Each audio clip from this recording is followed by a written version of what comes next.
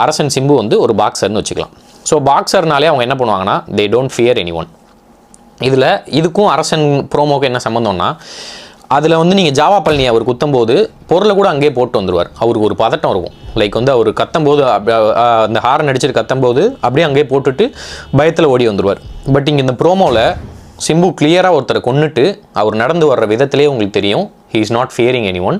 அடுத்து என்ன நடக்க போகுதுன்னு அவருக்கு தெளிவாக தெரியும். அவர் கொலை பண்ணிட்டாருங்கிற ஒரு அதிர்ச்சி மட்டும்தான் இருக்குமே தவிர அவர் வந்து மிச்சப்படி ஓட மாட்டார், எதுவுமே பண்ண மாட்டார். அவர் அதை எடுத்துகிட்டு வர்ற அந்த நடையிலே தெரியும் he is bold. So he is adapted to boxing நான் நினச்சிக்கிறேன்.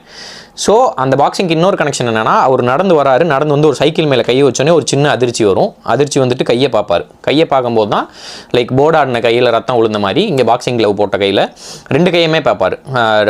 ஸோ பாக்ஸிங் க்ளவ் போட்ட கையில் இப்படி கத்தி எடுத்துட்டோமே அப்படின்னு. ஸோ இதுக்கு அப்புறம் கன்க்ளூஷனாக என்ன நான் சொல்கிறேன்னா, அங்கே வந்து கழுவ உட்காந்துருப்பார், அதை கழுவிட்டு இருப்பார் ரத்தத்தை.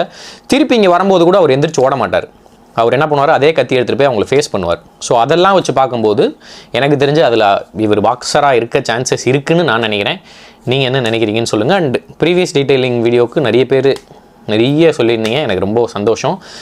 இது இல்லாமல் நிறைய டீட்டெயிலிங் எனக்கு நிறைய தோணுச்சு வட சென்னை கம்பேர்ட் டு இது பேரலல் டைமை வச்சு.